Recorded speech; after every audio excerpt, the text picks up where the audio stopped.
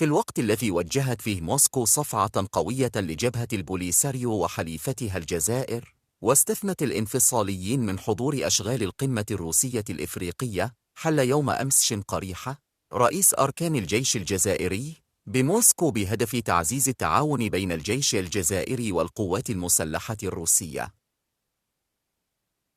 وبحسب وزارة الدفاع الجزائرية، فقد أفادت في بلاغ لها أن هذه الزيارة تندرج في إطار تعزيز التعاون بين الجيش الجزائري والقوات المسلحة الروسية، ستمكن الطرفين من التباحث حول المسائل ذات الاهتمام المشترك.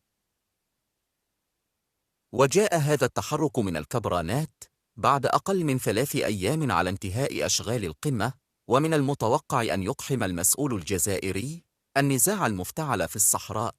على ضوء المحادثات التي ستجمعه بالمسؤولين الروس، مروجاً بذلك للمغالطات وللخطاب المستهلك في كل المناسبات من قبيل الاستفتاء وتقرير المصير.